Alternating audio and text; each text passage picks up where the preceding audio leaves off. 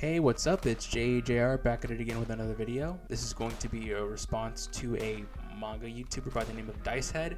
I recently saw his video about how comics are dead and how manga killed it. And to be honest, he makes some pretty good points. But when it comes to the decline of the American comic book industry, I wouldn't exactly say that manga killed it. I would more or less call it a business suicide due to their lack of proper marketing and outdated forms of distribution. Now, when it comes to marketing, American comic book professionals are gold medal finalists when it comes to getting in their own way. It's obvious that I'm no businessman, but I do know that the phrase, "you miss 100% of the shots that you don't take," also heavily applies to marketing. You'd think that with easily recognizable and world-famous IPs, such as Spider-Man, Wolverine, Batman, Superman, Hulk, and Wonder Woman, they will market them all the time, but they don't. In comics, there are all types of new and interesting things that are happening that no one knows about. Like, for example, Conan the Barbarian is in the Marvel Universe and is now an Avenger. No one tries to market it. Elektra is now the new Daredevil because Matt Murdock is in prison. No one tries to market that.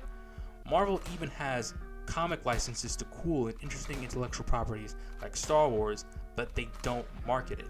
And not only do they not market it enough, they also don't market it outside of their own niche. Comics, especially now, are a very niche fan base, but if they manage to market it outside of the niche, they may have more success when it comes to sales. If they took a page out of, say, webtoons and advertised their comics on YouTube or public transportation or the movie theaters, they would stand to pique the interest of new potential customers. There is an entire principle when it comes to business, the Pareto principle. 20% of the effort yields 80% of the results. If they could just focus 20% of their efforts on advertising and 80% of their efforts on telling stories, they could almost potentially be successful as manga. And when it comes to distribution, it's obvious that digital is the future. American comics are lagging behind when it comes to digital distribution. This is mostly because of the culture around American comic books. In American comic books, we have a group known as the Wednesday Warriors, fans who wait every Wednesday for a new weekly comic to hit the stands. There are cultures like this that American comic book professionals would like to hold on to, but in a capitalistic society that's becoming more and more digitized, cultures like this are starting to become more and more untenable business-wise. Now, don't get me wrong, there will always be a market for print. There are guys, gals, and non-binary pals who love the smell of paper and love having the product in their hands. But for the most part, people have their faces laser focused on their smartphones, and when it comes to business, it's either evolve or die. DC's even starting to experiment with this. Recently, they put out a webtoon series called Batman: The Wayne Family, and it's yielding some success. The Japanese industry is doing this too. The Shonen Jump app is very successful and much more popular and functional than Comixology. Publishers in all parts of Europe are starting to dip their toes in this style of distribution as well.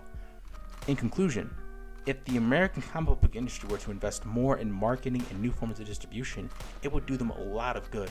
And the fact that they aren't doing so is the reason why they're being overshadowed by European comics, webtoons, and most importantly, manga.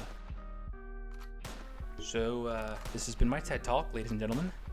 And before you switch over to that incognito tab to do research, I'm going to need you to take a moment to like and subscribe. I'm going to also need you to follow me on Instagram and Twitter. I also want you to check out my website if you're so inclined. Linktree in the description below, and thank you for watching. And as always, stay based.